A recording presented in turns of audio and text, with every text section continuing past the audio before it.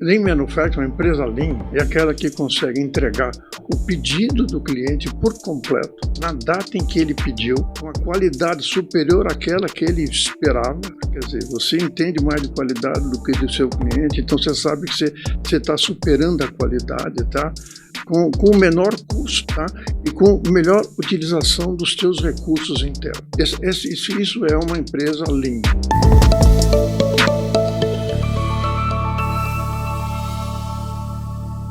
Salve, gestores! Tudo bem por aí? Espero que sim. Sejam bem-vindos ao canal da GTR Consultoria e ao nosso GTR Cast. No episódio de hoje, iremos abordar os desafios para a implementação do Lean nas indústrias brasileiras. Então você já sabe, se esse assunto te interessa, fique com a gente até o final, que tenho certeza que você vai entrar em contato com conteúdo de primeira linha, que irá ajudá-lo a ampliar ainda mais as suas habilidades nesse tema abordado no dia de hoje. Não é isso, Ronaldo? Isso mesmo, Robson. Sejam muito bem-vindos ao nosso podcast. Como o Robson mesmo já disse, a gente vai discutir temas sobre a implementação do Lean Manufacturing nas indústrias brasileiras. E para a gente discutir sobre esse assunto, eu tenho aqui 3 convidados especiais. O Mário, CEO da GTR Consultoria, o Robson, diretor comercial da GTR Consultoria, e o senhor Jairo Ramalho, nosso convidado especial de hoje, com mais de 30 anos de experiência na implementação de Lean Manufacturing, tanto no Brasil quanto no exterior, também professor de graduação, pós-graduação, e vai ajudar a gente a explorar os principais obstáculos que os gestores enfrentam ao tentar abordar essa metodologia, e como meio de praticar a melhoria contínua e assim melhorar os resultados no que tange produtividade e lucratividade das indústrias brasileiras. E para começar esse bate-papo, eu queria introduzir o senhor Jairo na nossa conversa. E a gente sabe, senhor Jairo, que o senhor tem uma vasta experiência na área industrial, principalmente na implementação do Lean Manufacturing. O senhor poderia fazer uma breve apresentação da sua experiência para o nosso público, para eles te conhecerem um pouco melhor? Ok, primeiro eu quero agradecer a oportunidade de nós conversarmos, né, sobre um assunto muito interessante para mim, né, e acredito para todo o pessoal que está nos assistindo também, né. Contar um pouquinho da minha história, né. E tem que ser rápida, porque ela é longa, mas eu preciso falar pouco, senão pega muito tempo, né? Eu comecei minha vida profissional como engenheiro numa fábrica de automóveis, né? Fui para engenharia e logo em seguida, como eu gostava de manufatura, consegui uma transferência para a área de qualidade, controle de qualidade, né? Isso fez com que eu ficasse mais junto daquilo que é produção. Controle de qualidade acaba ficando junto de todos os setores da organização, né? Da fábrica, do chão de fábrica, essas coisas todas, né? E com o tempo, né, eu fui aprendendo as coisas, né? Fui ensinando, fui aprendendo, tal, essas coisas, e acabei, depois de um certo tempo, sendo promovido, primeiro para supervisor de engenharia de qualidade, controle de qualidade de modo geral, e mais tarde para gerente de controle de qualidade, muito novo. Eu tinha 20 e poucos anos, 26, 27 anos de idade, molecão gerente de controle de qualidade de uma fábrica de automóveis, né? Era um peso bastante grande em cima, né? Uhum. E as coisas foram lá. A grande vantagem que eu tinha é que tinha um grupo muito forte trabalhando junto comigo e ao meu redor também, que eram os gerentes que participavam do processo e tal, né? Foi muito interessante. Passou o tempo, fui promovido a gerente do controle de qualidade, como eu havia falado, e depois de mais um tempo fui promovido a gerente da fábrica, quer dizer, o plant manager, responsável por toda a manufatura, todo o processo e tal. Grande vantagem minha, eu vim lá do chão. Eu conhecia as coisas que aconteciam no meio da fábrica, conseguia conversar com o pessoal, falava a linguagem deles, não é? E falava a linguagem executiva pelo fato de ser gerente de alto nível dentro de uma fábrica de automóveis, né? Passou algum tempo, né? A nossa empresa foi comprada pela Volkswagen Caminhões e nós acabamos lançando o caminhão Volkswagen aqui no Brasil no período em que eu era o responsável pela manufatura, não é? Foi uma situação muito difícil, né? Porque nós tínhamos um prazo muito grande e principalmente uma transformação cultural bastante interessante, porque nós éramos brasileiros que trabalhávamos numa indústria americana e íamos trabalhar para uma empresa alemã com uma cultura alemã.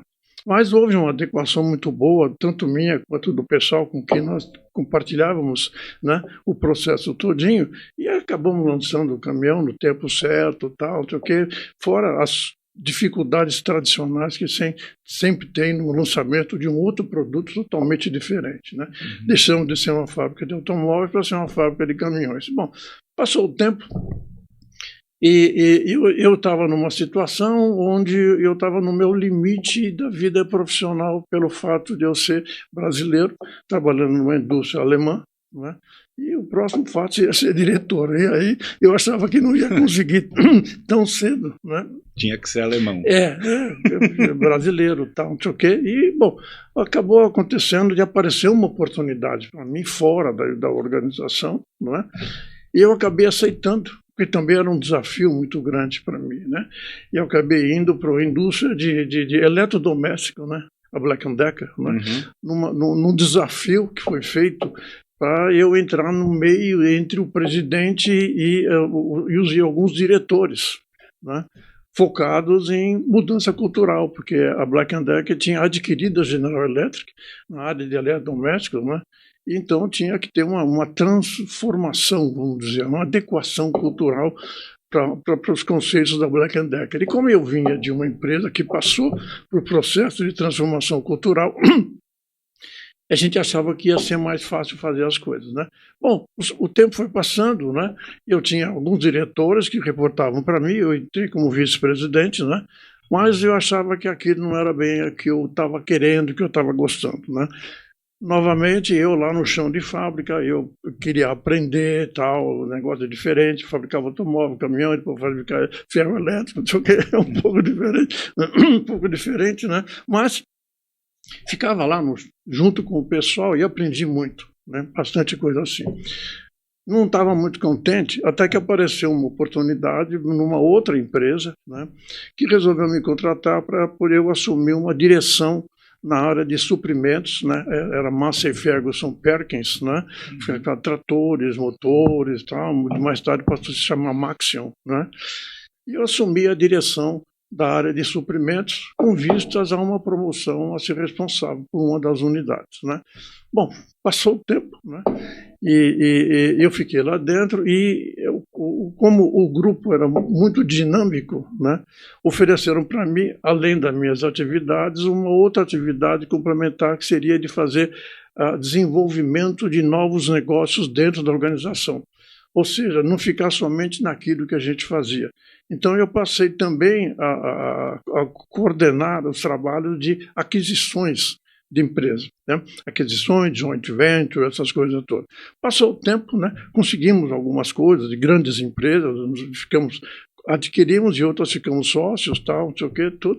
E eu, no fim, acabei assumindo uma direção todinha, o diretor superintendente, de uma unidade de negócio que não tinha muito a ver comigo, né?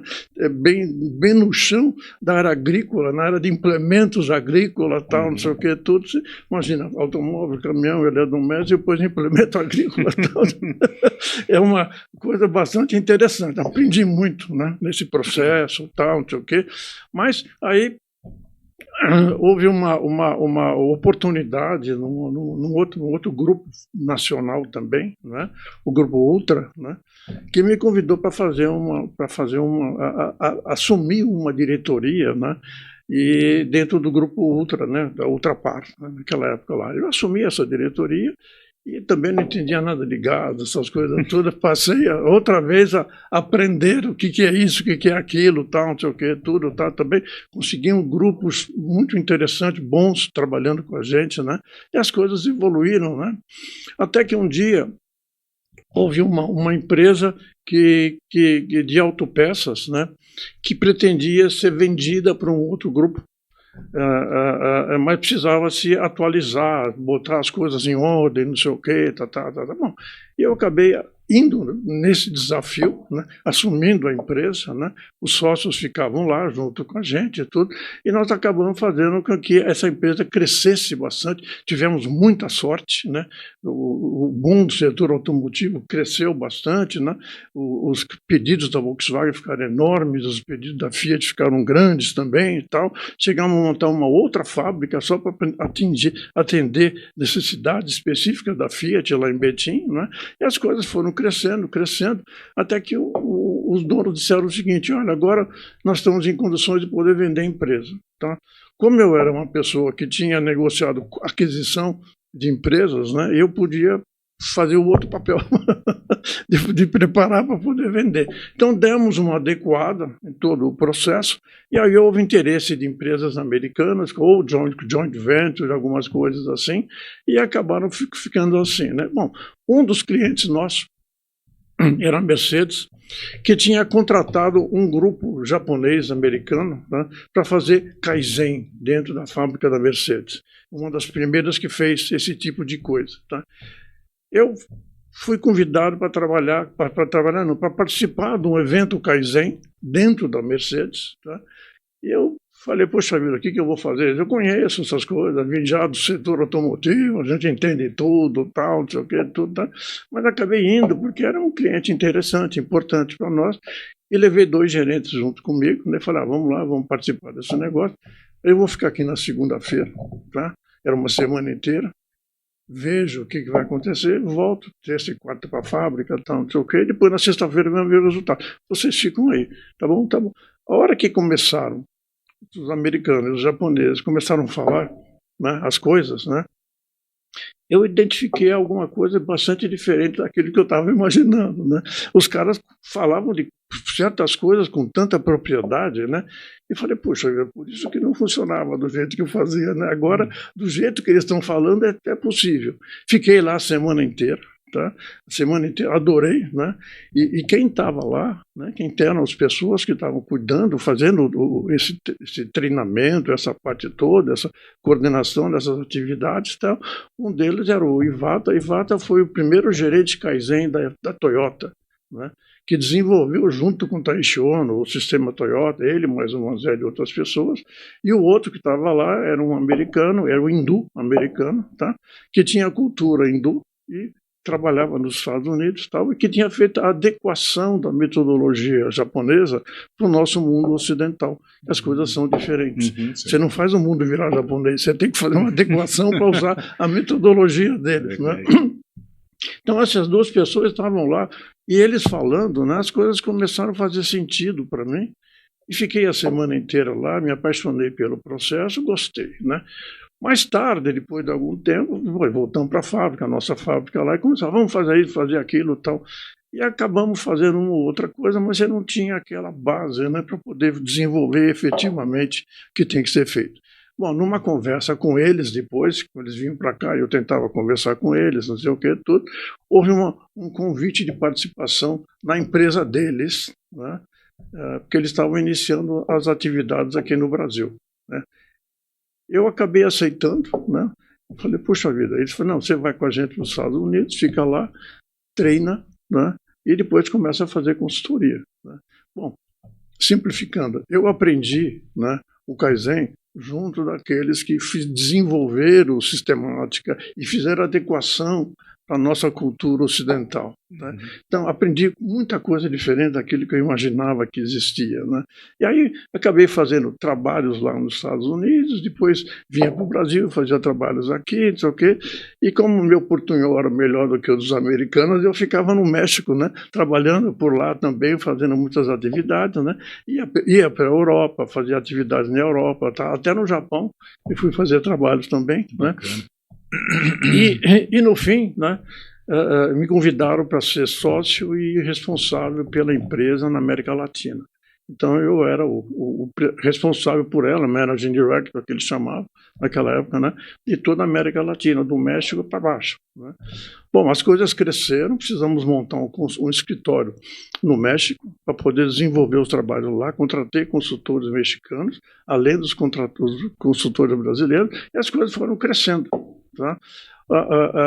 E uma coisa interessante é de que eu tinha mais oportunidades no México do que no Brasil. Eles estavam mais interessados em querer fazer melhorias de produtividade, redução de custos, melhorar as entregas. E aqui existia, mas sempre tinha aquele um pouco de receio, não sei o quê, as coisas assim, né? Bom, então foi assim que eu iniciei. como a minha vida ficou um pouco complicada, porque eu não ficava mais no Brasil, eu ia para fora, para baixo, você imagina, né? Ficava só de American Airlines, esse período que eu fiquei lá, tinha mais de 2 milhões de milhas. Você imagina quantas viagens eu fiz. Volta no mundo, né? E fora outras empresas americanas, tal, que eu trabalhava lá e nos outros países também, né? Era um negócio muito cansativo, né? E eu acabei saindo da empresa, né, vendi a minha participação societária e montei a minha própria empresa, agora com foco mais nas atividades do Brasil para sossego da minha família e meu sossego também, até da nossa saúde. Né? E assim nós fomos, né?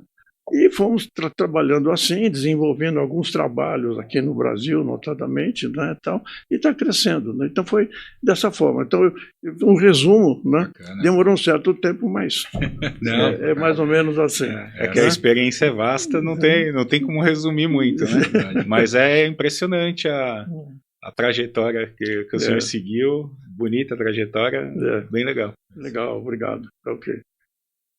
É uma história sensacional. Eu acho que quem está assistindo aqui o nosso podcast, com certeza, em alguma das fases que o senhor passou, essa pessoa provavelmente está, e também é uma inspiração, né, para todos nós que almejamos a consultoria ou a chegar nesse nível de direção que o senhor está hoje, que o senhor já esteve, e realmente é uma inspiração para todo mundo que está nos ouvindo. Só que o pessoal que escuta aqui o nosso podcast, a gente tem vários níveis, né? Então tem pessoas que realmente já implementaram Lean, tem pessoas que conhecem a metodologia a fundo, mas também tem um pessoal que ainda não teve essa oportunidade de ter acesso tanto à informação da metodologia quanto à implementação dela. Eu queria, seu Jairo, se o senhor pudesse fazer uma breve descrição, uma visão geral do que é o Lean Manufacturing, né? E como que essa ferramenta ela pode auxiliar aí na busca de uma melhor competitividade? Um resumão, assim, de forma geral, o que seria o Lean Manufacturing? Eu sei que é muito tema para a gente resumir brevemente, mas o que seria aí para o pessoal que ainda não tem esse contato com o Lean? Bom, tentando resumir também, né? Lean Manufacturing, a empresa Lean, é aquela que consegue entregar o pedido do cliente por completo, na data em que ele pediu, tá? Com a qualidade superior àquela que ele esperava. Quer dizer, você entende mais de qualidade do que do seu cliente, então você sabe que você está superando a qualidade, tá? Com o menor custo, tá? E com melhor utilização dos seus recursos internos. Tá? Isso é uma empresa Lean, né? Quer dizer, agora, como é que a gente faz isso? Tá? É fácil, é só eliminar o desperdício. O desperdício existe em todos os lugares. Né? Lean vem de enxuto, né? O Lean é o sinônimo de... a tradução em português é enxuto, né? E magro, alguma coisa assim. Né? Então, mas, para você fazer a redução de desperdício, tá? A consequência é você melhorar tudo isso que eu falei. Se você elimina esses desperdícios todos, você está fazendo com que você se torne mais ágil. Né? Por exemplo, eu tenho problema de qualidade. Se eu resolver os meus problemas de qualidade, eu não preciso ficar retrabalhando, não preciso fazer uma série de coisas. Tá? Se eu tenho problemas de falta de material na fábrica, nas coisas, né? Eu elimino essas faltas de material, dos materiais em si, e eu então ganho tempo e não fico com problema de paralisação de produção. Tal. O treinamento do pessoal, isso é uma coisa muito importante. O pessoal que está iniciando, tá? Foca muito no ser humano. O maior bem da empresa mesmo é o ser humano, né? Quer dizer, então não adianta querer imaginar, não, eu vou comprar máquina nova, equipamento novo. Não, tem que ser muito bem selecionado o equipamento e máquina. O foco principal é no ser humano, é no treinamento e, principalmente, né, perguntar para ele quais são os problemas que eles têm, coisa que normalmente ninguém faz. Né? Manda fazer e está acabado. Não. Quais são as dificuldades que você tem para poder executar tais tarefas? Né? Aí ele vai falar. Aí tem que dar oportunidade para ele falar e errar. Só não erra quem nada faz. Né? Então, esse é o ponto. Tá? Então, esse é o conceito. Então, reduzindo o desperdício, né, você consegue se tornar mais ágil e mais pontual, né, com menor custo. E não esquecer de inovação. Inovação é fundamental para a continuidade do seu futuro. E gestão. Tá? Aquelas empresas, aqueles colegas que já estão trabalhando no Lean, já têm alguns resultados bons, não sei o quê. Importante é a manutenção dos resultados obtidos, tá? E sistemas de gestão. Né? E gestão é super importante. Eu, quando trabalhei em diversas organizações, dentro do Grupo Ultra, por exemplo, eu tinha 15 unidades espalhadas no Brasil. Eu visitava de tempo em tempo uma ou outra, tal, não sei o quê. Mas como é que eu sabia o que estava acontecendo naquela unidade? Através de gestão, indicadores. Então tem que saber identificar quais são os indicadores mais importantes e você fazer o acompanhamento pelos indicadores. Senão não é possível. Eu imagino um CEO ou um gerente de alto nível, ou então alguma coisa assim, que estejam lá em cima, que não tem tantas oportunidades de ficar dentro do chão de fábrica, como deveria, mas não acontece, tá? Eles têm outras atribuições, temos que respeitar essas outras atribuições. Se eles não têm as informações que são importantes para ele, tá? Ele não consegue identificar e não consegue gerenciar o negócio. Então, gestão é muito importante, tá? E desistir jamais, tá? Então, é melhoria contínua mesmo. Começou, não pode parar. Melhorei, não sei o quê, agora vai tudo bem. Não melhorou nada, agora tem que melhorar mais ainda. Em cima disso daí, cada vez mais assim. Tá? Basicamente é isso aí. Legal que o senhor colocou esse termo da gestão, né? E eu entendo assim agora, como o senhor disse. A gestão é o que vai sustentar os procedimentos estabelecidos até aquele momento, porque se o resultado não estiver satisfatório, na gestão você vai constatar, aí você vai ajustar um pouco mais o que foi definido anteriormente, né? Bem interessante isso daí. Você imagina o seguinte, tem uma estatística que eu estava lendo outro dia, né?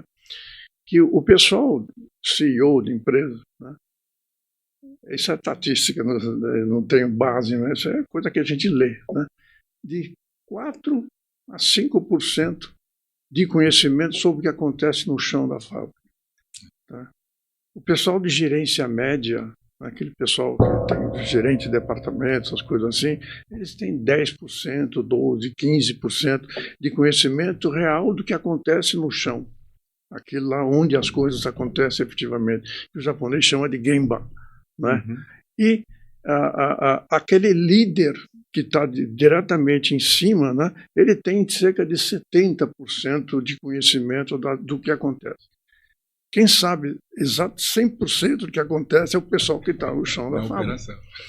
Então, você imagina a dificuldade que deve ter aquele de gerência média, gerência alta aqui, para saber aquilo que acontece no chão. Ele pode estar imaginando que tais coisas, assim, se ele não tiver a informação correta, tá, ele não vai poder agir. Então, me dê a informação certa, eu posso agir. Se eu não tiver informação, eu não vou fazer, não sei o que fazer. Tá? Basicamente é assim. Fica a dica aí, hein? E o senhor comentou muito sobre a questão do focar no ser humano, né? Que a gente realmente tem que focar em treinamento e no desenvolvimento do ser humano durante a implementação das ferramentas. E até porque o senhor comentou até sobre as ferramentas que veio do Oriente e foram adaptadas para o Ocidente.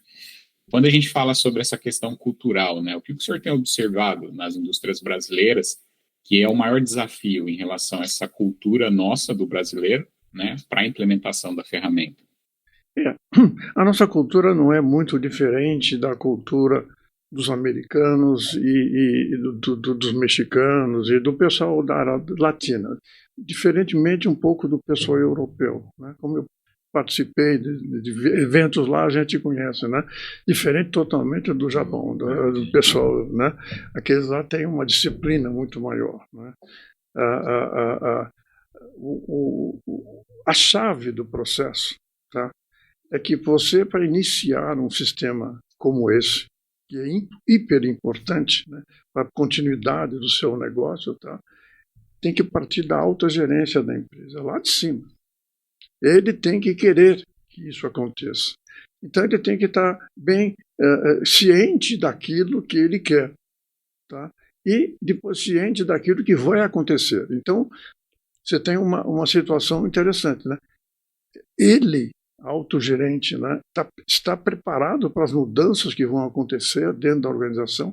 Ele sabe o que pode vir a acontecer, né? Ele vai mudar as coisas, né? Ele vai fazer uma transição cultural, né? Você tem uma empresa que tem 50 anos aí, você não muda a cultura assim de um dia para o outro. Vai demorar, mas tem que ser persistente e vai chegar lá. Tá? Agora, o impedimento mais significativo, tá, é que, às vezes, aquele que é o mandatário maior da organização, nas conversas que ele vai ter com seus colegas, tá, colegas de trabalho lá, de outros gerentes, outros diretores também, nem todos têm a mesma necessidade, a mesma vontade de querer fazer mudança. Eu enfrento isso de vez em quando, né? Vocês enfrentam isso de vez em quando também. Você vê que uma pessoa está extremamente interessada, mas sempre tem alguém no meio que fala, não, melhoria contínua, isso eu já faço. Eu pensava assim antigamente. É raro, mas acontece todo dia, né? Todo dia é raro. Né? Mas o importante é que tenha que existir a vontade de querer mudar, de querer progredir. Tá?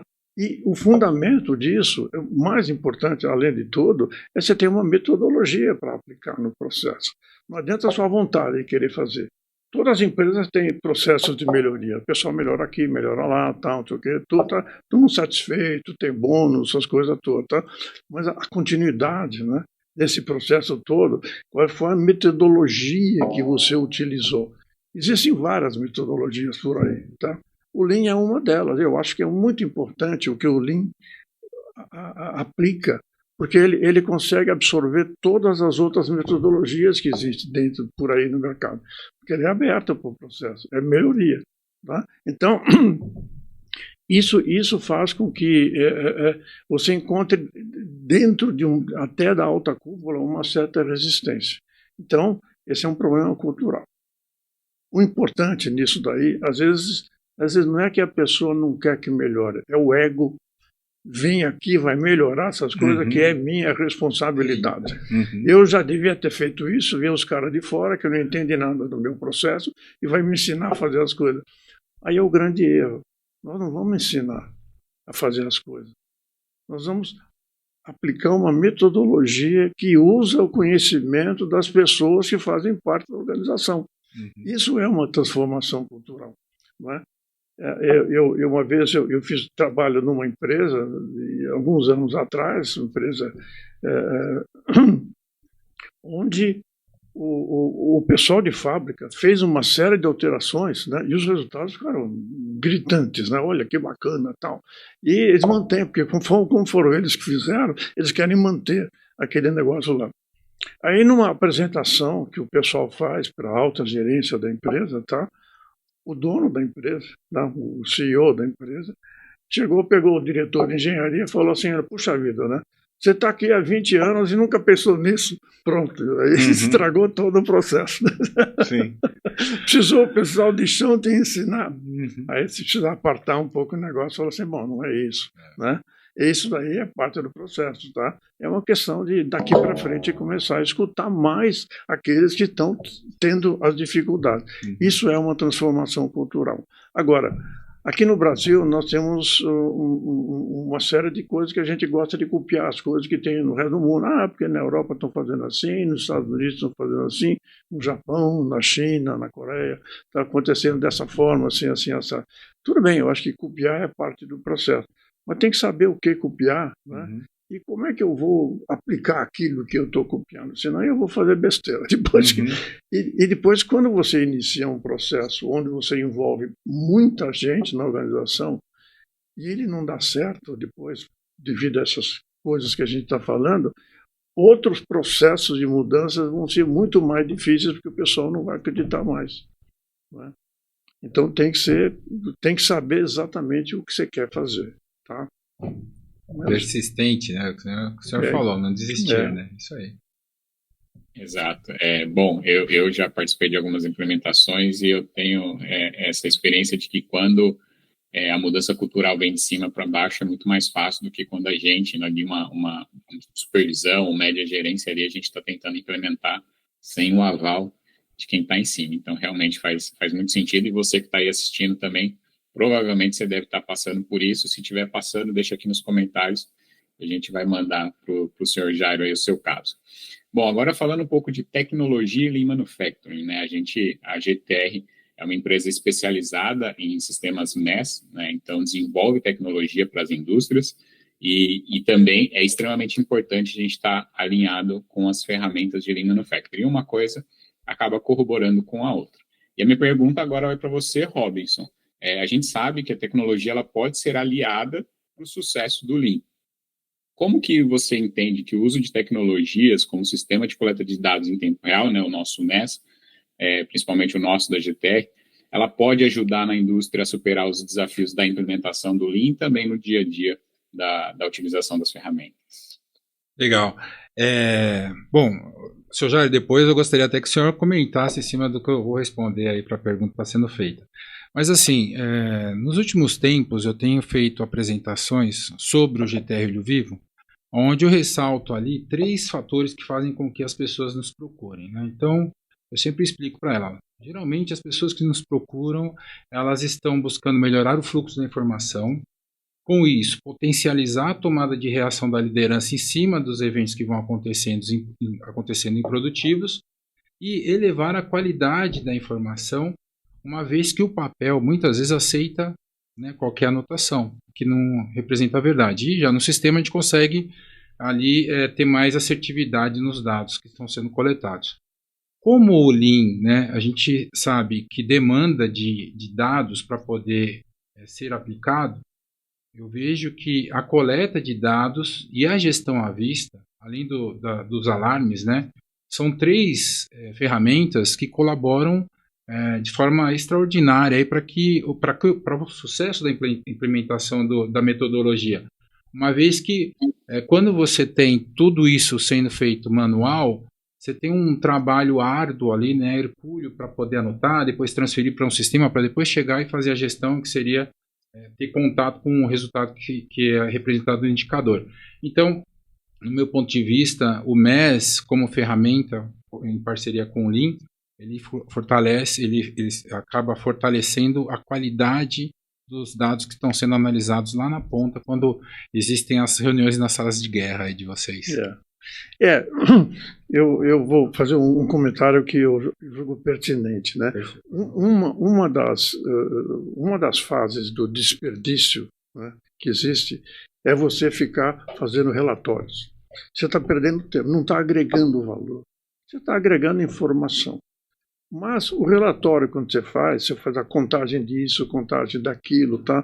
Demanda tempo e de pessoas para poder fazer aquilo lá. Tá? E nem sempre está correto, às vezes, né? E o sistema de medição que às vezes você utiliza, tá? Ele tem falhas, né? Então, por exemplo, quando você está vendo um equipamento, você quer saber qual é a produtividade daquele, né, o tal de OEE daquele equipamento, como ele está, você vai pedir para o operador, toda vez que você tiver um problema, você escreve aqui. Ele está perdendo tempo e nem sempre ele fala, isso aqui acontece toda hora, não vou cuidar, não sei o que, tudo. Então, essas mini paradas ou micro paradas, você não fica sabendo. E se você for analisar as mini paradas, né, essas às vezes se tornam muito importantes, não somente na área de setup, problema de qualidade, problema de manutenção, essas coisas todas. Essas mini paradas por qualquer motivo. Então, você escreve isso daí. Tudo bem, no começo você pode fazer assim, para poder aprender, não sei o que, tudo. Mas, se você tiver um sistema automatizado que mede tudo isso sem a necessidade do ser humano ir lá e ficar preenchendo relatório, essas coisas todas, tá?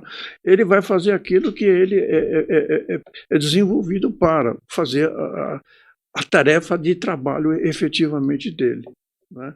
Porque às vezes, enquanto ele está escrevendo, o equipamento fica parado, porque ele está escrevendo, ele acha que tem que, não vou escritar. Então, essas informações, quando elas são tomadas no ato do acontecimento, elas são extremamente importantes, principalmente depois que elas são juntadas, tá? E passadas para nível gerencial. Aquele que está lá em cima, se ele quiser ter acesso, né, ele tem que ter a vontade de ter acesso, ele só tem 4%, 5% de informações do que acontece, ele vai ter muito mais condições de ter informação do que aquilo que acontece efetivamente. E se você fizer essas informações alinhadas com custos, tá? Aí você tem realmente a necessidade de ter mais informações daquilo que efetivamente está acontecendo dentro da sua organização. Então, os indicadores, gerenciamento visual, aquilo que a gente entra numa fábrica e vê o que está acontecendo, né? Eu falo que gerenciamento visual é uma coisa super importante, eu faço até uma comparação.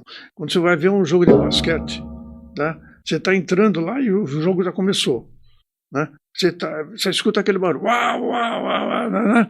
Você está com o teu ticket na mão, na hora que você entra, a primeira coisa que você faz é olhar o placar, para saber o que está acontecendo. Depois você vai procurar o teu lugar, não é? Então, a fábrica é a mesma coisa, tem que estar mostrando aquilo que está acontecendo. E depois, então, agora, aquilo que está acontecendo, se é dentro daquilo que a gente chama normal, está dentro do normal, tudo bem, então eu não preciso me preocupar. Mas se tiver alguma anormalidade, eu tenho que focar em cima da anormalidade. E não chamar o operador e dar bronca nele. Porque não sei o que, não é nada disso. Ele está mostrando, o sistema está mostrando que ele está com dificuldade, não é ele. Quer dizer, o sistema está mostrando dificuldade para poder executar aquele tipo de coisa. Então, aí vai outra vez um processo de transformação cultural. A liderança imediata, ela tem que servir para ajudar aquele que está com problema e não ir lá criticar. Porque você não fez isso direito, não sei o quê, não é nada disso. Bom, então vamos ver o que precisa fazer para poder fazer. O líder, ele tem que ser, acima de tudo, um treinador. Não é somente um cobrador. Tem que cobrar, tal, tudo. Mas tem que ser um treinador também. Então, a informação gerencial, a informação dos indicadores, né, ela passa a ser extremamente importante para você poder fazer uma boa gestão, né? Aquilo que eu falei quando eu estava numa empresa que você tinha 15 unidades no Brasil. Eu acabava focando naquela que dava problema. Né? As outras, tudo bem, o gerente lá cuida desse negócio, mas não estou de olho nele. Né? Olho vivo. Né? Isso aí. Né? Então, aí... Que legal, que impressionante, né, que a gente vê esses dois pontos de vista, né, que o senhor colocou, tanto a questão da perca de tempo do operador, né, na hora de fazer as anotações, e a gente sabe que se você tem um processo não estável, ele vai anotar muito mais, né, porque vai ter muito mais problemas, então, consequentemente, ele vai parar muito mais para fazer anotação. Mas, ao mesmo tempo, essa questão da informação chegar em outros níveis e chegar de forma mais rápida, né?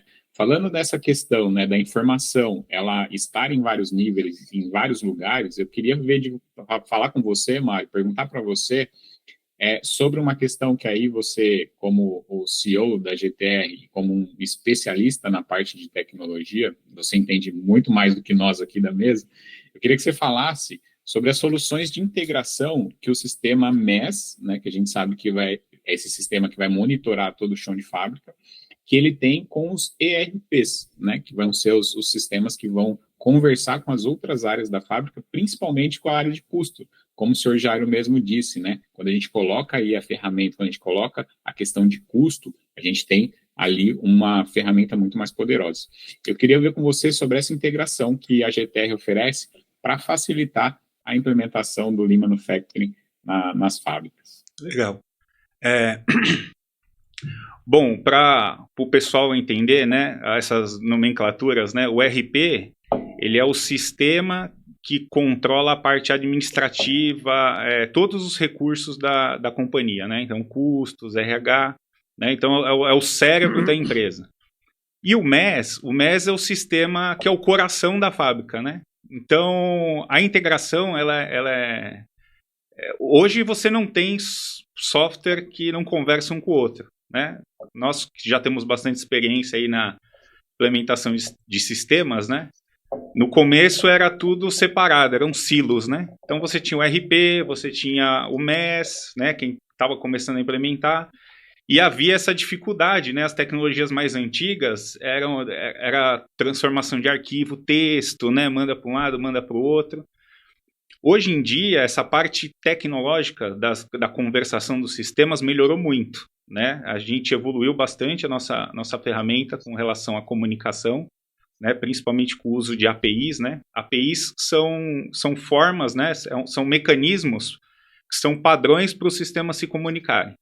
Tá? Então, hoje em dia, nós temos projetos que a comunicação entre os sistemas, ela praticamente é feita até sem a GTR, tá? Porque uma das estratégias que a gente adotou foi deixar o GTR como uma plataforma aberta, né? Então, o sistema que ele é aberto para receber comunicações e trocar informações com outros sistemas, ele permite uma maior agilidade nesse processo de integração, né?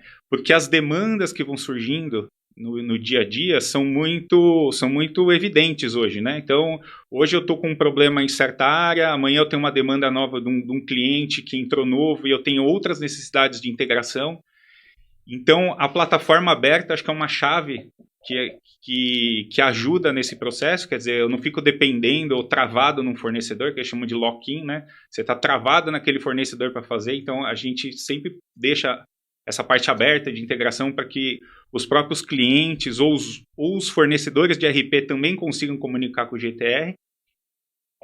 E eu vejo que isso proporciona, né, essa cadeia do Lean que o senhor falou, seu Jairo, né, que é eliminar desperdícios, velocidade da informação, hoje também é primordial para que os sistemas funcionem bem, né? Então, o cliente caiu um pedido, né, igual o senhor falou, ó, tem que cair o pedido e atender na hora que tem que ser executado aquilo.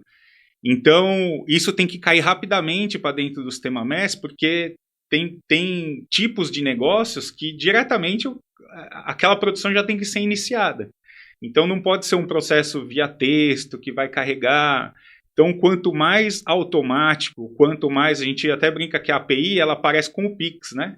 Quando você manda hoje para um CPF, já cai no banco da pessoa. Então, o GTR é a mesma coisa. Então, as pessoas vão ter facilidade para fazer a integração com o sistema. Então, a parte importante da integração com o RP, com o GTR, com o MES, né, no caso, é a parte de alimentação do RP para custos, né?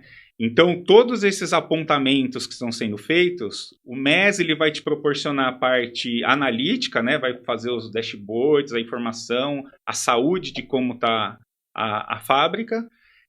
Porém, é importante que o MES alimente o RP com esses dados para que vocês consigam ter essa parte de custos, né? De alimentação de horas trabalhadas por ordem de produção. Então, quantas horas eu gastei na ordem, quantos operadores, quanta mão de obra, né? Não é só, então, a parte eletrônica também, né? O GTR a gente foca bastante em máquinas, né? O MES é bem focado em máquina para indicador de desempenho, mas também o indicador e o gasto de tempo das pessoas, né? Então, quantas pessoas eu envolvi nesse processo para fazer esse produto? Às vezes você está esperando que uma linha trabalhe com 5 pessoas, mas eu tenho alguma dificuldade nessa linha, algum equipamento que está errado, eu estou usando 7 pessoas.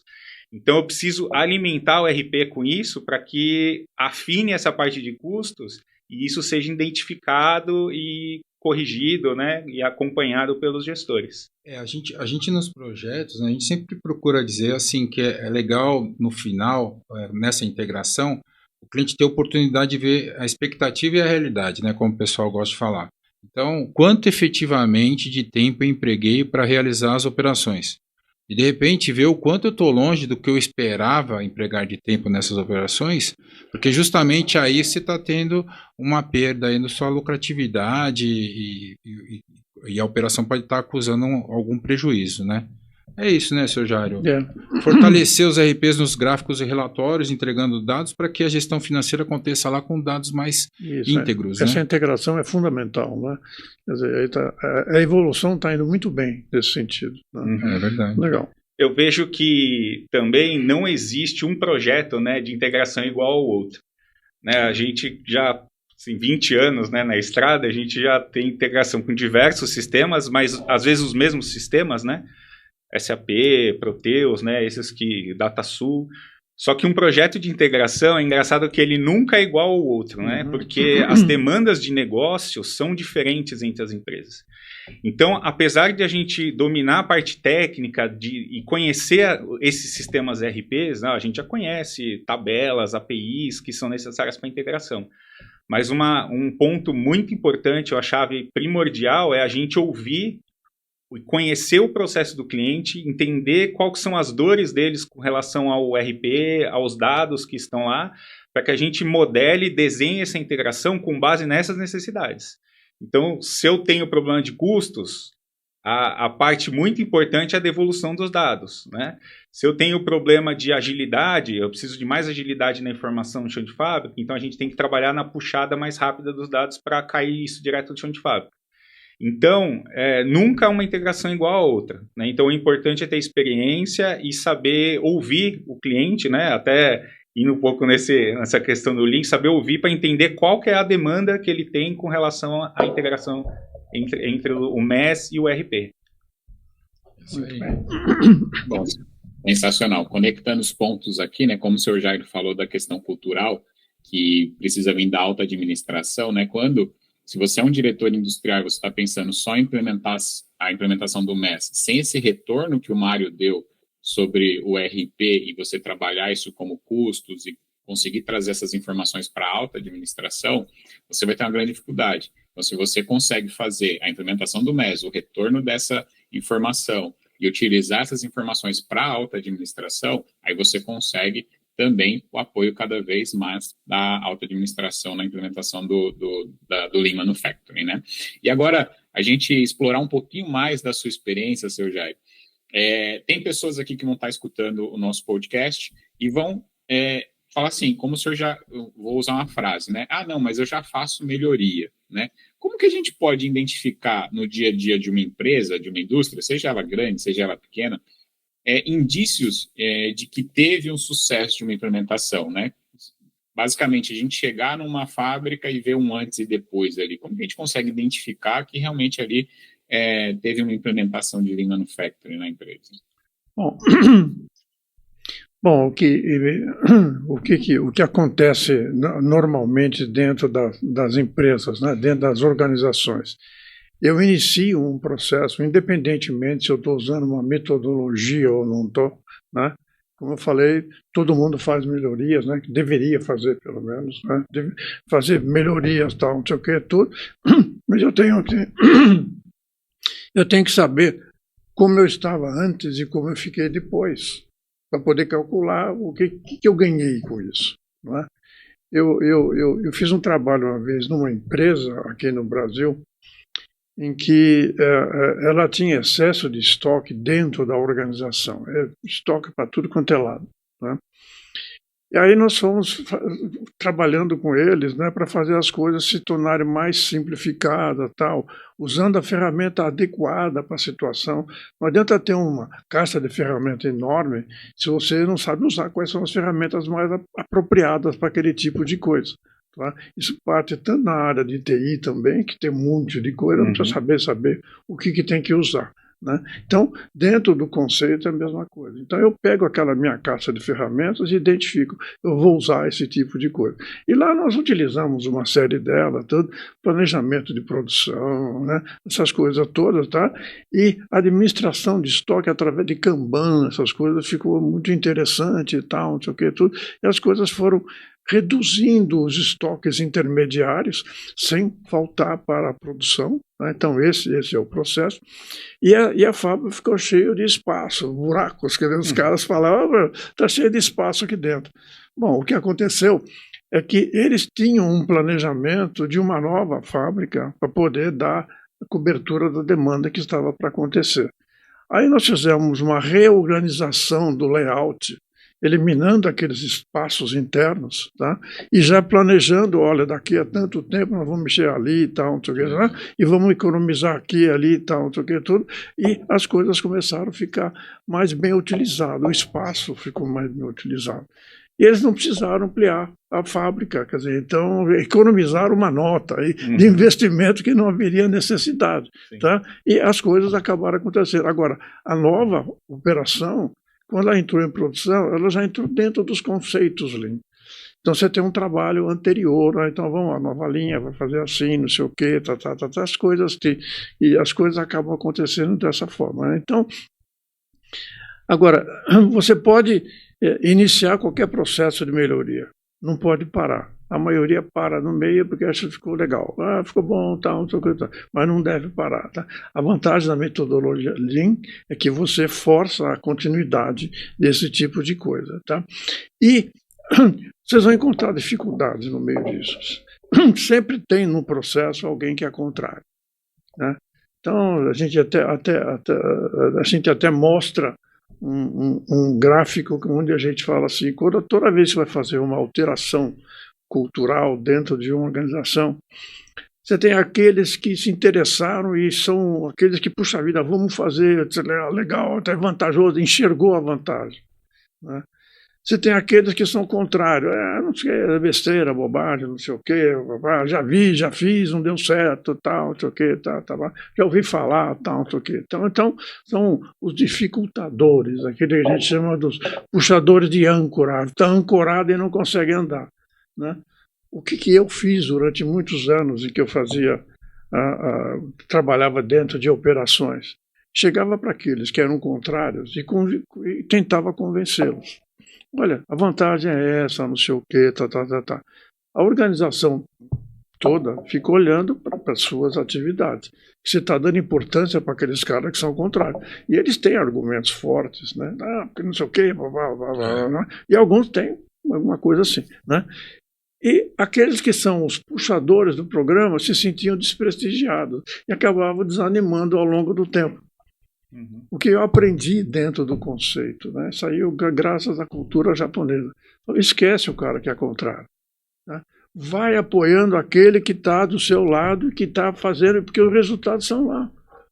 Começa a mostrar o resultado e você começa a divulgar aqueles resultados, aquele pessoal que está no meio, né? Que está indeciso, se vai ou não vai, não sei o quê, está em cima do muro, acaba vendo as vantagens e acaba indo para aquele lado positivo que a gente chama. Tá? E alguns que estão contrários acabam enxergando também e vão para lá. Mas tem sempre aquele que não quer mudança, não sei o quê, tudo. Aí cada um decide o que fazer depois. Né? Vai ter sempre isso daí no meio dos processos. Então, começou a melhorar, apoia as melhorias e apoia aqueles que estão fazendo as melhorias. Tá? E aí vai em frente o processo. Tá? Não queira utilizar ferramentas extremamente sofisticadas. Eu tive um colega que era Master Black Belt, não sei o quê, e o objetivo dele era 6 Sigma. Claro, ele foi treinado nisso tal, e é uma ferramenta extremamente importante. Né? A gente conhece, sabe os resultados, tal, não sei o quê, tudo. Tá? Mas trabalhando numa empresa, e ele queria aplicar de qualquer jeito. Eu falei, olha, primeiro vamos resolver o feijão com arroz. Depois a gente entra com o 6 Sigma aqui dentro, porque é mais sofisticado, requer uma cultura diferente do próprio pessoal, a busca de dados, essas coisas todas, não é um negócio tão simples assim. Os resultados são excepcionais, a gente sabe disso, né? Bom, no fim, o pessoal não estava preparado para entrar com o 6 Sigma, tá? Que acabou acontecendo, que acabou desvirtuando os processos de melhoria. Precisamos voltar para trás, tá? Não, vamos usar o sistema, vamos chamar de Lean Six Sigma. Tá bom, então vamos fazer o Lean.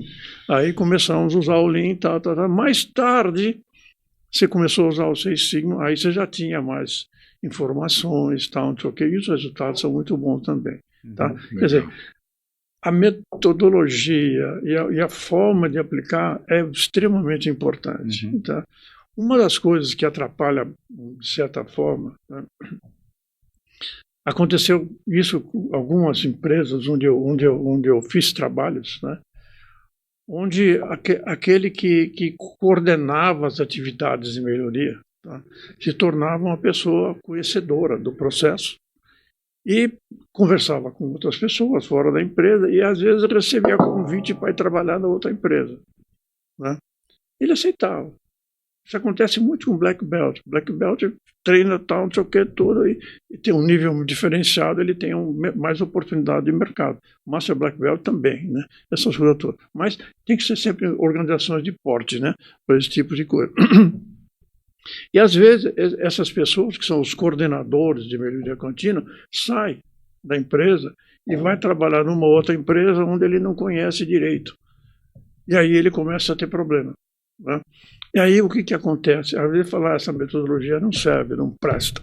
Né? Já vendo que eu não falei, aqueles que eram contrários, como eu dizia, tá vendo? Não funciona, tal, não sei o que, tudo, tal. Bom, a diferença entre um consultor experiente, aquele que já trabalhou em várias empresas, que tem um passado de fábrica, né? É que ele está acostumado a fazer trabalho onde ele não manda. Se você trabalha numa empresa e você exige isso, aquilo lá, você manda e o pessoal obedece. Não gostando ou não gostando, tem que fazer. Agora, para você ser um consultor numa empresa onde você não manda, você tem que saber convencer o pessoal para que eles façam aquilo que você está querendo que seja feito. E fazer com que eles deem a sugestão. Isso é importante, né? Fazer com que o pessoal dê sugestão. E não ficar somente na área do pessoal de engenharia, pessoal de supervisão. Aquele que conhece efetivamente o que está acontecendo é aquele que trabalha no dia a dia. Ele que sabe, e ele sabe a maioria das soluções. Então tem que escutá-lo. Tá? Então esse é o ponto. Então, a ferramenta é uma coisa importante. Não adianta sofisticação de ferramenta. Tinha um colega que falava o seguinte, né? Bom, para eu saber se essa lâmpada é 220 ou 110, né, eu posso pegar um sistema sofisticado de osciloscópio, não sei o que, e verificar, é assim, aqui é 110, né, ou é 220. Ou eu posso simplesmente pegar aquilo lá, um fio, e colocar na tomada 110, e se ela se acender um pouquinho, ela é 220. Não adianta que deu 220 direto, você queima a lâmpada. Né? Então, tem coisa mais simples para fazer. Então, usar a ferramenta mais simples. É mais fácil para todo mundo. Né? Para você e para o pessoal que está utilizando. Tá? Agora, a evolução tecnológica que vem acompanhando obriga, né, o pessoal que está trabalhando também melhorar. Não adianta ficar sempre daquele jeito e tal. Então, isso que eu falei, investimento no pessoal. É importante investimento no pessoal. Tá? Eu conheci pessoas onde começaram coordenando atividades Kaizen, depois de um certo tempo passaram a nível gerencial, depois passaram a nível de diretoria e depois foram CEO da empresa. Você imagina a cultura deles sobre o conceito de melhoria. Né? Quer dizer, a empresa cresce. Né? Essa visão. E eu acho que pegando os operadores também, o pessoal do chão de fábrica, eles ajudando, né, contribuindo com soluções, eles acabam se apropriando também do projeto, né? Porque, olha, a ideia que eu dei também está dentro desse projeto, pô, legal, né? Então o cara ajuda ele a querer participar, né? Então, essa parte de ouvir, acho que faz ajuda a convencer as pessoas, né? Que parte do que ela pensa também está lá. Então, pô, eu vou ajudar a implementar isso porque eu também estou dentro dessa, né? Acho que isso é importante. E você imagina também o seguinte, né? Nós como consultores, nós entendemos da técnica e dos processos de como fazer as coisas acontecerem. Você imagina, eu fiz trabalho em área alimentícia, tá? Em escritório de advocacia, tá? Em fábrica de automóveis, estamparia, essas coisas todas, fábrica de alimentação de animais, empresas pequenas, né? De 10 funcionários. Então, a forma de você atuar é diferente de uma empresa que você tem 2.000 funcionários. Mas o conceito é o mesmo. A forma de atuar, tá, vai depender de como você quer fazer as coisas acontecer. Aí, o seu conhecimento sobre como utilizar os recursos e as pessoas é muito importante. Tá? Então, uma das perguntas que fazem para mim de vez em quando, né, mas como é que você faz isso em empresas pequenas e em empresas grandes? Bom, eu pego uma empresa grande e divido aos pedaços, fragmento a empresa e ela fica virando empresas pequenas. Agora, tem que saber fragmentar. Tá? Por onde eu começo? Tá? E como é que é o processo? Vai depender de quem? Lá de cima. Tá? Sempre depende daquele que está lá em cima coordenando o trabalho. Tá? Os trabalhos que a gente vem realizando, algumas das vezes, a resistência maior está na gerência média. Ali, porque ela mandava, ela sabia fazer e as coisas aconteciam. Quando você implementa o Lean, né, as coisas acontecem porque eles estão participando e eles sabem o que fazer. Então não precisa mais daquele estilo gerencial que existia no passado. Controles disso, controles daquilo, tal, não sei o quê, tudo. Então, o que tem que ser feito? Você tem que adequar essa supervisão média, né, ao novo sistema, à nova sistemática que você vai utilizar. Não adianta chegar lá, esse cara não serve, manda embora, não importa nenhum. Ele conhece, ele entende do negócio. Sim. Né? Então você tem que adequá-lo, treiná-lo para que ele possa fazer aquilo da melhor forma possível. Aí ele também desenvolve. Maravilha. Sensacional ver esses casos de sucesso, também os casos de dificuldade, né? E aí a gente começa vendo o senhor falar, né? Eu pego uma fala do senhor lá do começo do nosso podcast sobre o ego, né? Então, realmente, para as pessoas que estão querendo implementar, se você é a pessoa que está fazendo a implementação, uma das coisas que você tem que trabalhar é o seu próprio ego, né? Como o senhor Jairo já falou e repetiu agora nesse nosso bate-papo. Se você está aqui nesse podcast até agora, a gente já passou quase 1 hora juntos, você já deixa o seu like aqui, se inscreve nesse canal, porque a gente vai trazer informações cada vez mais relevantes para a sua fábrica. Agora, indo para o final do nosso podcast aqui, eu queria saber, seu Jário, e aí, Robson, Mário, vocês também fiquem à vontade para tecer comentários, sobre o que o senhor vê sobre a evolução da implementação do Lean Manufacturing, né, da ferramenta Lean Manufacturing, e também das novas tecnologias, né? A gente está falando aí de um mundo que cada vez mais a inteligência artificial está em todas as áreas do nosso dia a dia, do nosso cotidiano. Eu queria que o senhor falasse um pouquinho o que o senhor vê como o futuro da ferramenta aí. Bom, a ferramenta, o conceito Lean, ele faz parte de evolução das coisas. Ele absorve uma série de informações e uma série de tecnologias. Né? Ele não é contrário a nada. Muito pelo contrário, ele é melhoria contínua. Né? E com a evolução tecnológica das máquinas, equipamentos, a parte de informação dentro das organizações, né? Ele pode dar uma contribuição muito grande a essa metodologia. Agora, temos que saber utilizar o tipo de equipamento mais adequado para cada situação. Né? Às vezes acontece de uma empresa querer, eu vou botar toda a robotização no processo. Bom, vai ter problemas. Primeiro, você tem dificuldade de obtenção dos equipamentos aqui. Segundo, você vai ter dificuldade de ter pessoal para poder fazer esse negócio. Então, você tem que treinar pessoas para fazer esse processo. Você tem que importar uma série de informações que são, às vezes, da própria matriz, né? Ou então você tem que comprar essa matriz. Tá? E se você estiver começando do zero, você pode começar assim. Tá? Se você já tem uma empresa e você quer fazer a automação mais sofisticada, tá? Você vai ter que fazer aos poucos, não adianta querer fazer de uma vez. Então, pegue um pedaço daquela empresa e faça um trabalho naquele pedaço. Evolua, aí você vai aprender, você vai ter dor de cabeça, você vai ser uma série de coisas, e depois você passa para o resto. Agora, não pense nunca em fazer automação para substituir o ser humano, tá? Você tem que fazer automação para substituir as partes de desvantagens do ser humano. Então, dentro do setor de pintura, por exemplo, é extremamente agressivo o ambiente. Né? Se você fizer automação lá dentro, tudo bem. Tá? A hora que você vai fazer uma automação de manuseio, de transporte, essas coisas todas, assim e tal, tudo bem. Você está facilitando a vida do ser humano. Mas na hora que você tiver...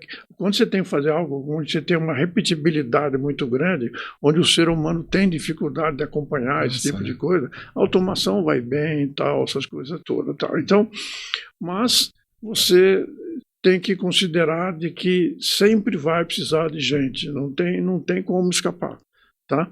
Gente que vai fazer uma série de coisas para poder fazer aquilo funcionar. Essa gente custa mais caro. Então você tem que treinar, tem que fazer uma série de coisas. Tá? Mas sempre vai precisar daquele que está começando de baixo e que vai melhorando ao longo do tempo. Então, a automação é importante, é importante. A gente vê uma série de filmes, a gente vê uma série de coisas aí mostrando fábricas extremamente automatizadas. Tá? Você imagina o custo para fazer uma coisa dessa. Dentro de uma economia como a nossa, dos custos que a gente tem para fazer isso, o negócio fica um pouco difícil. Né? Verdade. A gente conhece algumas empresas onde tem parte do processo sendo automatizado, mas totalmente automatizado, como a gente vê em várias fábricas aí, de vídeo, né, que a gente vê, tal, que principalmente na Europa, né, a mão de obra lá é mais cara, então o custo-benefício acaba sendo um compensador, né? Então, mesmo no Japão e na Coreia do Sul, tal, né? Então essas coisas acontecem. Então, aqui no Brasil tem que pensar um pouco mais sobre como fazer esse tipo de coisa. Nós temos que entender as nossas limitações. E até pensar também nessa mão de obra, né, que eventualmente fica aí desocupada, o que fazer com elas também, né? Isso aí é um dilema meio complicado com a educação do jeito que está indo, mas enfim. Outro podcast esse, né? Esse é um problema conjuntural, um problema do Brasil em si. Eu digo que isso daí é falta de infraestrutura. Tá? Sim. A mão de obra faz parte da educação, de um modo de ver, faz parte da infraestrutura. Tem que preparar esse pessoal para o que vem por aí. Sim. Né? Sim. Então, você vê uma situação como acontece de vez em quando, né? A empresa, o PIB cresce, o comércio cresce, a indústria cresce, aí falta energia, falta não sei o que lá, falta transporte, falta uma série de coisas, e falta mão de obra especializada. Sim.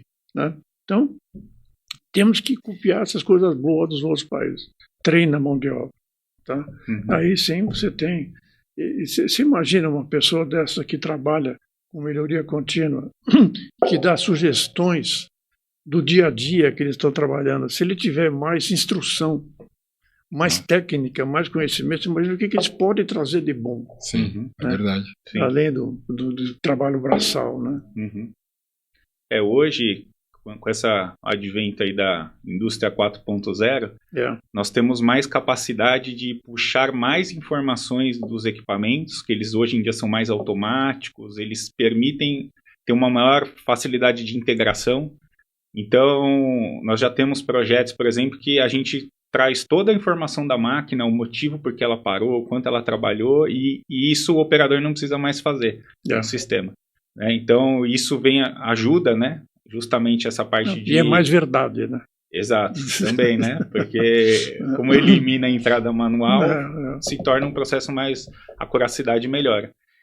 E também, sempre que a gente pensa na tela de operação, né, que o operador vai estar manipulando, a chave é simplicidade.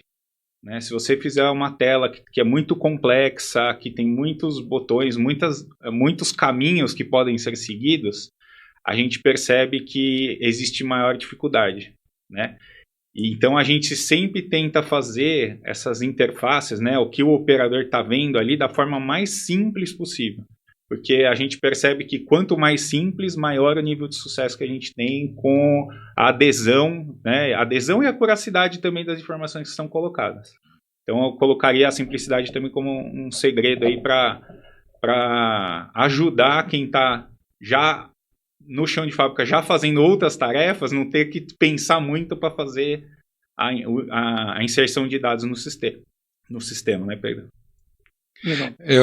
Uma coisa que eu ia pontuar, assim, até ouvindo o senhor falar, né, hoje aqui com a gente, e pensando em outras pessoas que a gente também já conheceu, né, que pratica o Lean, que seja a tecnologia que chegue, né, eu acho que o Lean vai estar sempre, vamos dizer, na moda, porque ele prega uma questão muito importante que é a empatia, né, senhor Jairo? Ou seja, você dialogar com quem faz o processo, para que ele possa ali ter condições de expressar o conhecimento, não é mais a informação do manual de como funciona, mas o conhecimento que é baseado na vivência, né? E aí, com esse conteúdo, aplicar a metodologia para que você consiga ter um resultado mais favorável para o processo, né? Então, a empatia é algo fundamental, assim, que me encanta muito no Link, nos lugares onde eu vejo funcionando, né? É isso mesmo. Okay. Bom, gente, para fazer um resumo aqui, a gente conheceu um pouco mais da história do Sr. Jairo Ramalho. Que história sensacional, Sr. Jairo. Muito obrigado por esse tempo que o senhor desprendeu aqui para nós. Eu tenho certeza que não só nós três aqui estamos saindo com muito mais bagagem, quanto as pessoas que estão assistindo esse vídeo vão sair também com mais conhecimento daqui. A gente passou por diversos pontos de implementação, aplicação prática, né, que o senhor trouxe da sua vivência, como que a gente implementa o Lean Manufacturing nas indústrias, como que o sistema de coleta de dados ajuda, corrobora para a implementação dessas ferramentas, e agora o senhor descreveu vários casos aí de sucesso e de dificuldades para a implementação do Lean, e a gente percebe num resumo que a chave principal da implementação do Lean são pessoas, como o senhor mesmo já explicou para a gente aqui. Então, a gente está caminhando para o fim. Eu agradeço muito o seu Jairo, agradeço você, Mário, Robson, pela participação valiosa de cada um de vocês. Seu Jairo, como que as pessoas podem encontrar o senhor, se as pessoas quiserem? Bom, pode ser através do meu e-mail, né? jramalho, tudo junto, @maximapro, MAXIMAPRO, tudo junto, Maxima é a minha empresa.com.br, tá? Então é assim, ou através do celular, tá? Que é 11 98996 6990. Legal. Ou através da GTR, né? Isso aí, com o pessoal da GTR, se eu tiver algum interesse em conversar com a gente, nós vamos lá. Fazemos palestras nas empresas, né? Fazemos coaching, fazemos essas coisas todas. Legal. Muito bom. E se você quiser saber mais informações sobre a GTR, você pode e deve seguir aqui o nosso canal do YouTube. Também tem as nossas redes sociais, tanto no Instagram quanto no LinkedIn. A gente tem postado diversos materiais, e também o nosso blog, gtrconsultoria.com.br/blog. Lá você vai também ter várias informações, vários materiais, não só como materiais sobre Lean Manufacturing, mas sobre várias ferramentas e como o sistema pode ajudar você no dia a dia. Então, fica ligado em todas as informações que a gente tem nas nossas redes, tá bom? Muito obrigado, Robson, Mário, seu Jairo, por esse tempo aqui conosco. Muito obrigado. Valeu, pessoal. Até a próxima. A gente se vê por aí, hein? Se Deus quiser. Tchau, tchau.